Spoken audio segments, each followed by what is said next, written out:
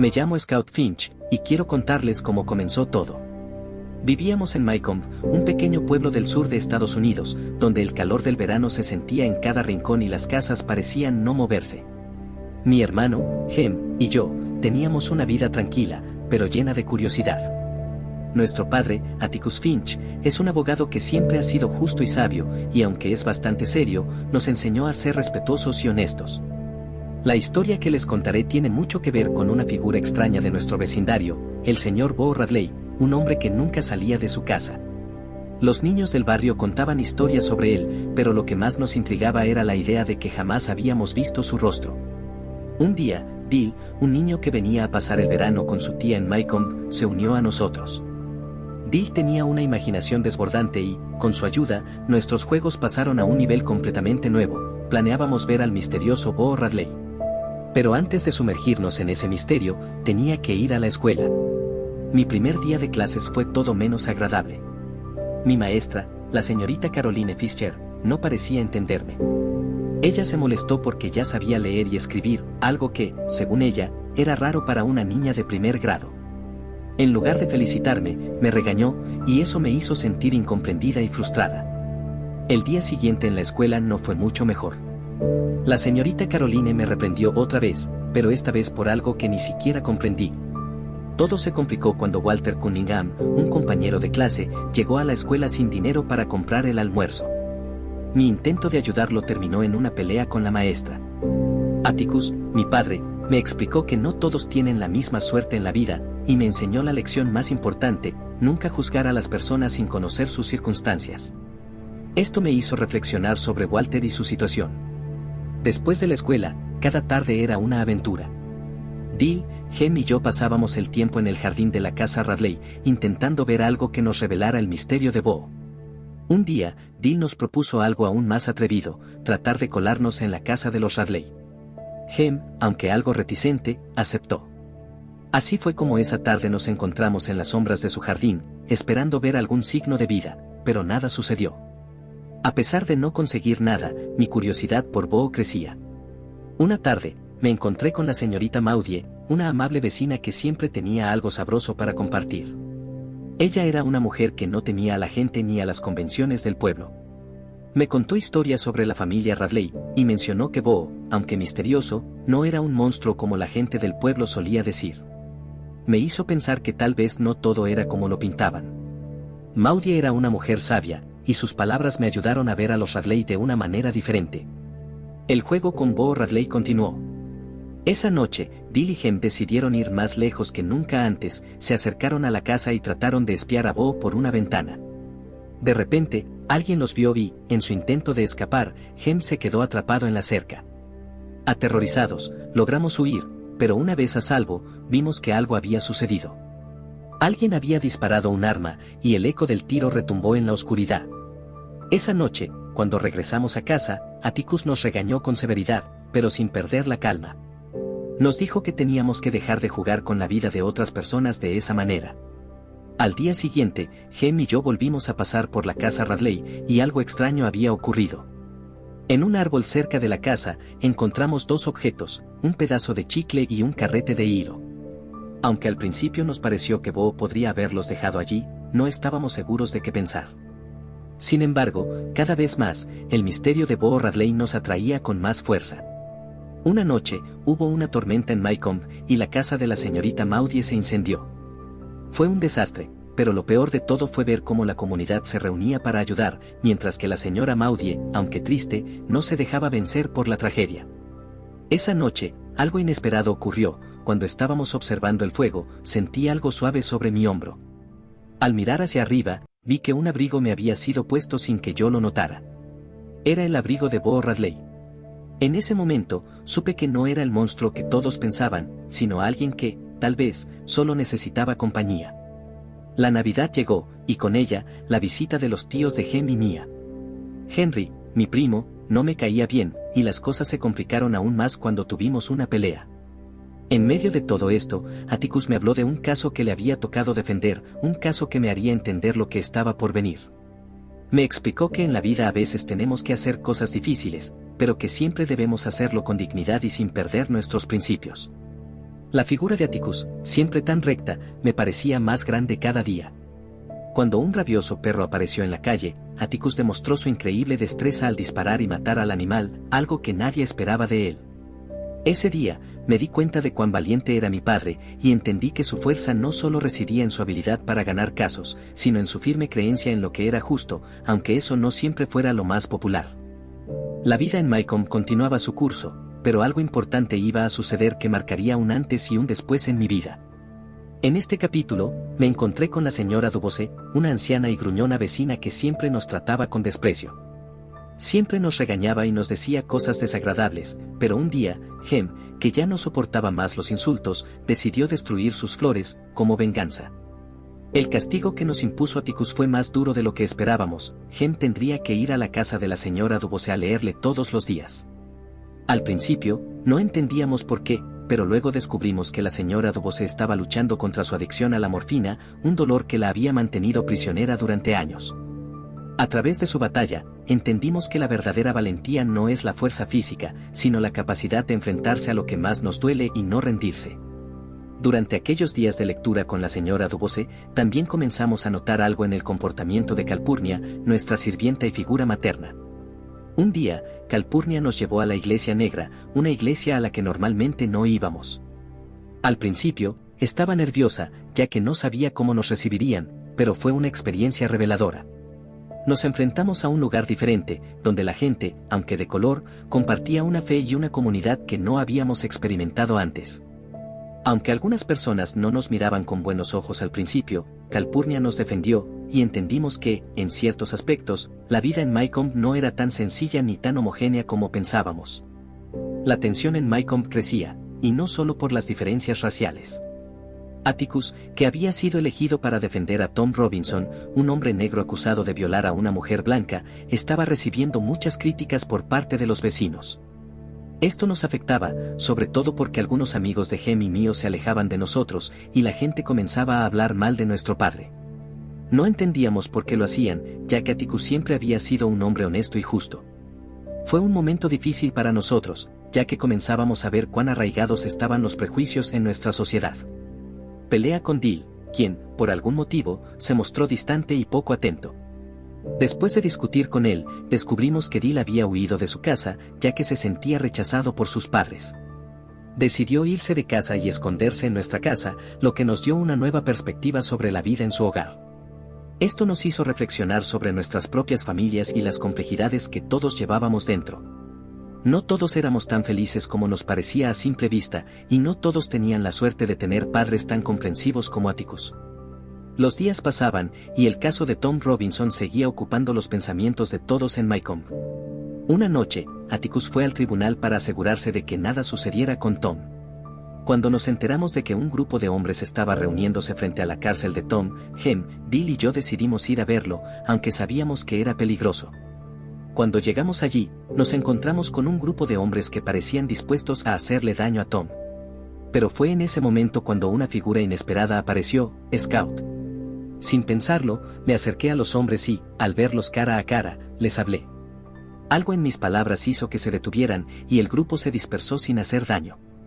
Fue en ese instante que supe que la inocencia y la valentía pueden tomar formas que nunca imaginamos. La tensión en el aire era palpable. El juicio de Tom Robinson estaba por comenzar, y todo el pueblo parecía estar pendiente. Me encontraba con Hem y Dill, observando la llegada de los personajes principales a la corte. A medida que las personas llegaban, pude ver la división que existía entre los que apoyaban a Tom y los que no. El juicio iba a ser mucho más que una simple cuestión legal, era una batalla por la moralidad y la justicia en una sociedad profundamente dividida. El juicio comenzó, y las primeras evidencias fueron presentadas ante la corte. El testimonio de Bobewell, el padre de la joven Mayella, fue fuerte y convincente. El jurado parecía escucharlo atentamente, pero, al mismo tiempo, había algo en su relato que no encajaba. Los detalles de su historia no eran coherentes, pero nadie se atrevía a cuestionarlo. Me di cuenta de que en situaciones como esta, las mentiras pueden ser poderosas, pero también lo es la verdad. A pesar de que todo parecía ir en contra de Tom, algo me decía que la justicia debía prevalecer. En el testimonio de Mayella Ewell, la acusadora, las contradicciones empezaron a salir a la luz. Mayella comenzó a hablar sobre lo sucedido con Tom, pero sus palabras no parecían coincidir con los hechos. Había algo extraño en su actitud y, al mirarla, pude ver una mezcla de miedo y rabia que me hizo pensar que tal vez había algo más detrás de todo esto. Durante su relato, me di cuenta de que la verdad de lo que había pasado entre Tom y Mayella era mucho más compleja de lo que se nos había contado. Tom Robinson subió al estrado para defenderse, y su testimonio fue conmovedor. Con calma y sinceridad, explicó lo que había ocurrido aquella noche, revelando que había ayudado a Mayella, pero que nunca la había atacado. Todo lo que dijo parecía tan honesto, que no pude evitar sentir que la verdad estaba a su favor. Sin embargo, también entendí que en un pueblo como Maycomb, donde las viejas creencias y prejuicios corrían profundamente, la verdad podía ser fácilmente ignorada. Fue un momento tenso, en el que el futuro de Tom Robinson dependía de un pequeño grupo de hombres que debían decidir si lo considerarían inocente o culpable. Al final del día, Atticus hizo su alegato de cierre, un discurso lleno de sabiduría, valentía y desesperación. Nos habló de cómo la justicia debía ser ciega a la raza, y de cómo la verdadera moralidad se encontraba en hacer lo correcto, incluso cuando todo el mundo te dice que no lo hagas. Sus palabras resonaron en mi corazón, y entendí que, aunque el resultado del juicio era incierto, lo que realmente importaba era la lucha por hacer lo correcto. Atticus nos mostró que la verdadera grandeza no se encuentra en los logros visibles, sino en la lucha constante por lo que es justo. La tensión en la corte era insoportable, y aunque el juicio había llegado a su fin, todos sabíamos que la decisión del jurado estaba por venir. Atticus había hecho todo lo que estaba en sus manos, presentando una defensa sólida para Tom Robinson, pero había algo en el aire que me decía que el veredicto no sería el que la justicia pedía. El día del veredicto llegó, y el jurado se retiró para deliberar. Durante esa espera, mis pensamientos se mezclaban con la ansiedad. Finalmente, el jurado regresó, y cuando escuchamos el veredicto de culpabilidad, el aire se tensó aún más. El hombre que había defendido la verdad y la justicia, Atticus, había fallado en su lucha. Tom Robinson había sido condenado, y eso nos dolió profundamente. Yo, aún siendo joven, sentí que el peso de esa decisión era más grande de lo que nunca imaginé. Después del veredicto, las calles de Maycomb se llenaron de murmullos y de personas que discutían sobre lo que había ocurrido. Pero algo más sucedió, los vecinos comenzaron a mirarnos de manera diferente. A pesar de que Atticus había hecho todo lo posible, la gente no podía ver más allá de sus prejuicios. Hem estaba devastado. La derrota era evidente en sus ojos, y yo, aún más pequeña, no sabía cómo consolarlo. En casa, Atticus trató de explicarnos que, aunque el juicio había sido injusto, la lucha debía continuar. La injusticia que había prevalecido en la corte no nos derrotaría, y me di cuenta de que mi padre, a pesar de todo, seguía siendo un hombre íntegro. Esa noche, nos enfrentamos a una nueva realidad, donde la división entre lo que era justo y lo que era aceptado seguía siendo profunda. Las repercusiones del juicio continuaron llenando nuestras vidas. En casa, Atticus estaba preocupado por la seguridad de Tom Robinson, ya que sabíamos que la condena significaba que su vida estaba en peligro. Mientras tanto, los prejuicios de los habitantes de Maycomb seguían ardiendo. Fue en este capítulo donde Atticus nos explicó la dura realidad del sistema judicial, y cómo, aunque la lucha por la justicia era lo correcto, muchas veces los prejuicios de la sociedad se interponían en el camino de la verdad. Hem, cada vez más maduro, comenzó a entender las implicaciones de lo que estaba pasando, y aunque se sentía desilusionado, no perdió el respeto por su padre. Este capítulo me dejó una lección muy clara: las batallas por la justicia no siempre se ganan, pero eso no significa que no debamos luchar por ellas. La vida continuó, aunque en el aire flotaba una sensación de tristeza y desilusión. Un día, fuimos a casa de la tía Alexandra, donde se celebraba una reunión social. A pesar de lo que había ocurrido en la corte, ella trató de mantener las apariencias. Sin embargo, mi tía nos mostró que, aunque Maycomb parecía ser una comunidad unida, las diferencias sociales y raciales estaban más marcadas que nunca. Fue en esta reunión donde comenzamos a ver cómo las personas eran tratadas de manera diferente según su raza, estatus o familia. Mientras tanto, me sentía atrapada entre dos mundos, el de mi padre, que luchaba por la justicia, y el de la gente que no entendía sus razones. El verano avanzaba, y la noticia de la condena de Tom Robinson parecía haberse disipado entre los murmullos del pueblo. Sin embargo, todo cambió cuando escuchamos que Tom había intentado escapar de la prisión. Fue un intento desesperado, pero en su huida fue alcanzado y muerto a tiros. La noticia de su muerte nos golpeó con fuerza, y aunque ya sabíamos que algo así podría suceder, nunca imaginamos que fuera tan cercano. A través de la tristeza, me di cuenta de que la sociedad, a pesar de su pretensión de justicia, había fallado a Tom en el momento más crucial de su vida. El sistema que debería proteger a los inocentes, a veces, se convertía en el peor enemigo. El mundo parecía haber cambiado para siempre. El caso de Tom Robinson había dejado una huella en todos, pero en especial en Gem. Ya no era el niño que solía ser, su mirada había adquirido una profunda tristeza, y con ello, una especie de madurez que venía de comprender la cruda realidad de la vida. Yo, por mi parte, seguía buscando respuestas, pero a veces, las preguntas se quedaban en el aire, sin poder ser contestadas.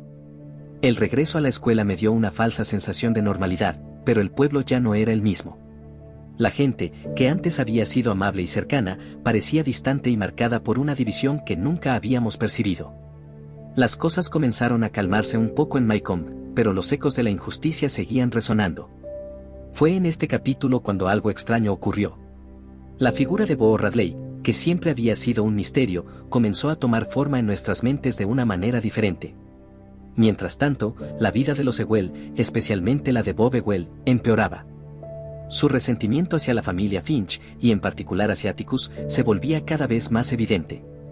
Sentí que algo oscuro se estaba acercando, aunque no sabía exactamente qué sería.